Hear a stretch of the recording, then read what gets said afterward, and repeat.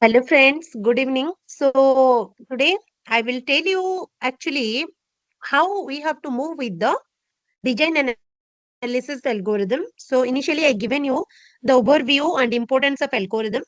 Then I moved with the stages of algorithm development.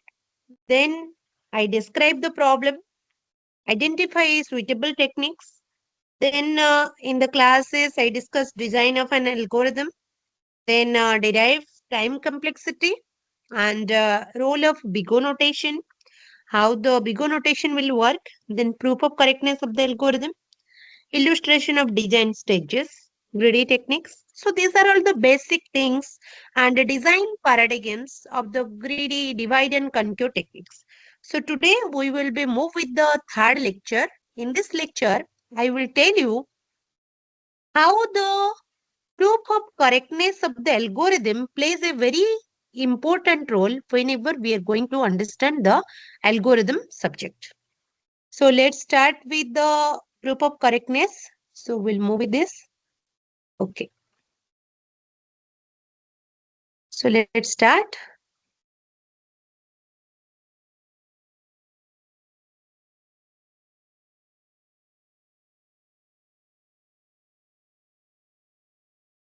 So these things already we discussed. So now we'll start with the proof of correctness. Okay.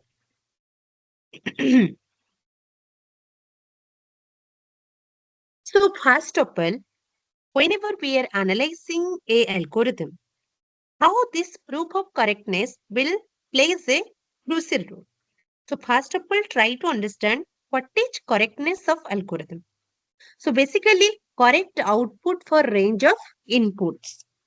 Okay. So whatever the inputs you are taking, what is the correct output for the particular inputs range? That means how much input you are taking, based on that, what is the correct output? And eventually terminates. Okay. Because why eventually terminates? Because it will be easy to identify the correctness of the particular algorithm. Okay. I hope you clear. Then there is two way. Okay. So two ways of ensuring the correctness of the algorithm. Whenever we are going to analyze a particular algorithm, there is two ways are available. First one is empirical analysis. Second one is formal reasoning. So empirical analysis means running the program and evaluate the results for correctness. That means first of all, you have to execute the particular program. Then you have to evaluate the results for a correctness. Like your result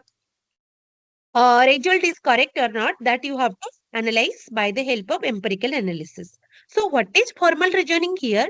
Whenever you are talking about formal reasoning, that means mathematical proof of correctness. So empirical analysis is goes with what? Whenever we execute the program and we find out the running the program and evaluate the result, that will be comes under the correctness. But whenever we are moving with the formal reasoning, that has to be done with the mathematical proof of correctness. Okay, mathematical proof must whenever we are going for formal reasoning. So there is two ways are there to check the correctness of the algorithms. Then first of all, depthly we will analyze how the empirical analysis work. So programming for algorithm needs to perform first. So whenever we are moving with the empirical analysis, the algorithm needs to perform first. Then this is the basis for validation quality assurance. So why empirical analysis is needed? For the validation and to analyze the quality. Next one is need to have exhaustive test cases to ensure correctness. Okay, so whenever we are validating the particular algorithm, that should have the exhaustive test cases so that we can ensure the correctness of the particular algorithm. Then time consideration, trade-off between time and quality. Okay, time consideration must, like suppose you are identifying a particular algorithm which is taking more time to train and test. Then what? Then again it will be comes with the quality issue. So whenever we are doing the analysis of the like time consideration, we have to check the trade-off between the time and quality. Two things we have to check. In between, the trade-off has to be checked between time and quality. So Next, we'll move with the next slide, like how it is working, we'll see. So first of all, empirical analysis, you can see throughout a step, okay, or throughout the particular principle, does it work for all inputs, okay, that is positive number, negative number, rational number, irrational number, or huge number of possibilities to test. So in this empirical analysis, you can check whether this particular analysis will be work for all inputs or not. So that is what mentioned maximum number less than of 1 for number in numbers. Then if number is greater than maximum number, then it will becomes with what? Maximum number less than number. So the output you will get as maximum number. So what it depends? It depends on the positive number, negative number, as well as rational number, irrational number, and huge number to test the test case. So coming to the empirical analysis automation, so to overcome these issues, automation used. So due to these particular issues, automation is used here. So as part of unit testing, come of automated unit test, script using some type of automation framework. That is what we use certain automation framework. For validation teams, use automation for black box. Okay. Black box testing, for the black box testing you can take. For that, we have to use the automation techniques. Okay. So first of all, you assume there is some validate. If there is some validate, input expected, output unit testing procedure. What is the unit testing procedure is here. So you can see function find max. This is the one test case is given. So we can run it again and again. Can address sometime consideration, and we have to check whether it can able to be addressed sometime consideration. Is the program of 100% correct? Okay. So we have to check. Another thing is very important whenever we are going with the empirical analysis. We have to check whether our program is fully correct or not. That is 100% correct or not. So empirical analysis can only prove that algorithm is not correct. If there is the algorithm, any mistake will be there. By the help of empirical analysis, we can easily prove that algorithm is not correct. So to prove algorithm is correct, we have to use what? Formal reasoning. That is what? That is through the mathematical proof. Okay. So this will be only test your program, whether your program is correct or not. But whenever we need to be prove the empirical analysis is not correct, then what you have to do? To prove algorithm is correct. If you want to prove the algorithm is correct, then you have to choose the mathematical model, that is formal reasoning. So now we'll move with the formal reasoning, how this is going to be work. So mainly, whenever we are moving with the formal reasoning, there are three types of formal reasoning techniques are available. One is deductive, another one is inductive, next one is abductive. So one by one, we will see these concepts. So proof by induction is very useful method for proving correctness of algorithm. Whenever we are using the induction technique, it is very useful method for proving the correctness. Okay. Whenever you are proving the correctness of the algorithm, it is very important. So you can see mathematical series. Suppose I am taking the example 1 plus 2 plus 3 to n. So it will becomes with the formula n into n plus 1 by 2.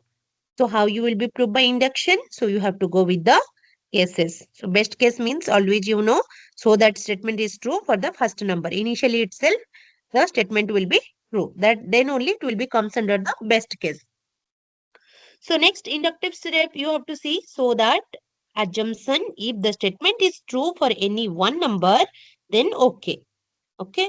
Then inductive step, then we have to go with the inductive step. This implies the statement is true. So if we are applying with the inductive step, so first of all, we understood that what deductive step, then we have to go with the inductive step. So in inductive step, what you have to do, your assumption will be true for any one number. Okay.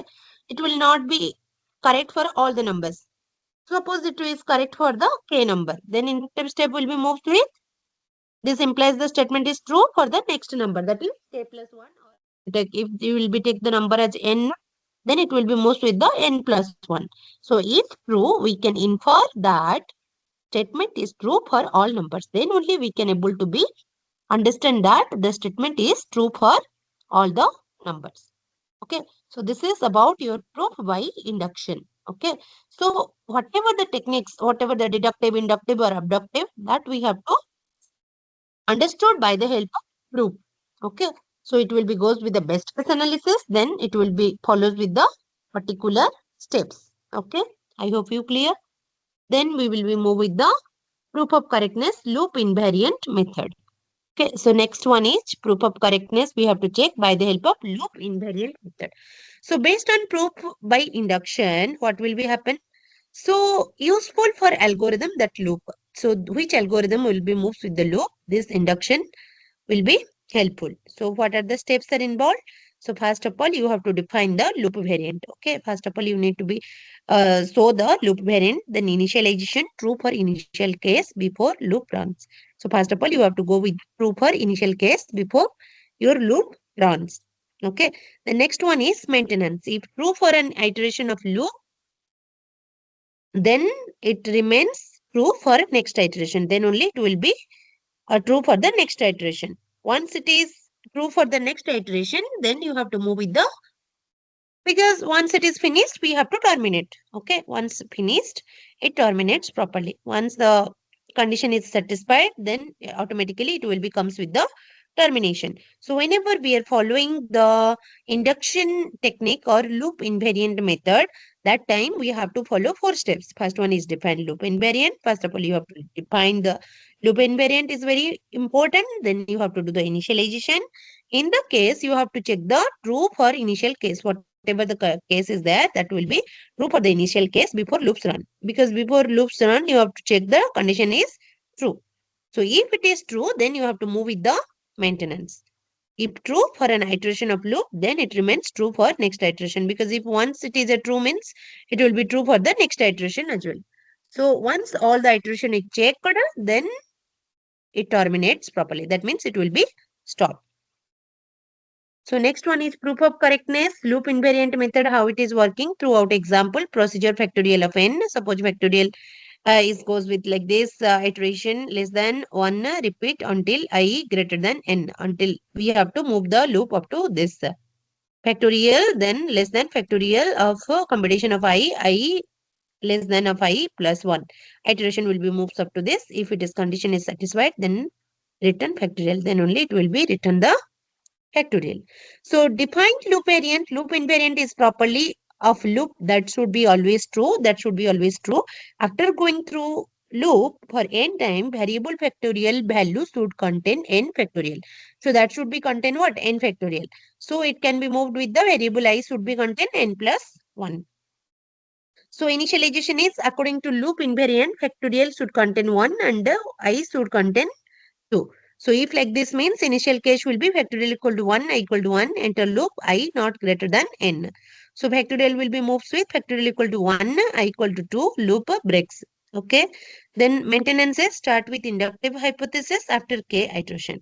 So after k iteration, they have to check with the inductive hypothesis. Then factorial is equals to k factorial.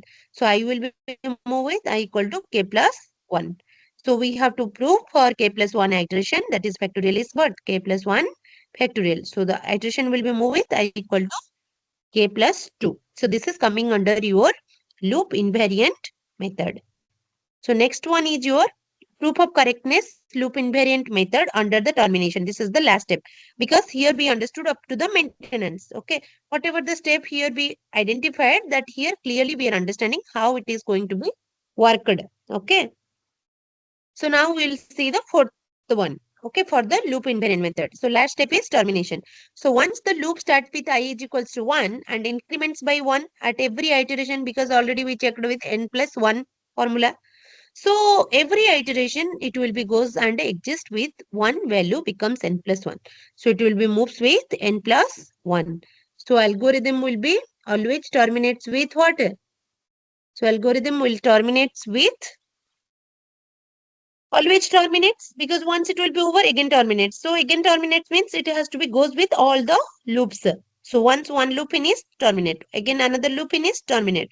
So like this it will be continued. So all steps, initialization, maintenance and terminance holds true, because all the steps should be hold true. Hence the algorithm is correct. If initialization also true, maintenance also true, termination also true, then only the algorithm is correct. Okay. So last is proof of correctness, that is the assignment. So for any sorting algorithm of your choice, give the proof of correctness using loop invariant method. So now we studied loop invariant method. So now in this assignment, what you have to do, you have to take the any sorting algorithm. Okay, that is your own choice, and you have to give the proof of correctness by using what? Loop invariant method. That means you have to use this particular 4 steps. Okay, so whatever I discussed in this class, this 4. First of all, loop invariant initialization you have to do, then maintenance, at last termination. But you have to use a what? One any sorting algorithm example that you people try it. If any uh, doubts or anything, you can comment over the comment section. If not, if you can't able to solve this problem, then in the next class I will solve this. Okay, can go through it. You any doubt, you can comment me or you can message me in the comment section. I will definitely try to answer for your question. So thank you. Have a nice day and nice evening.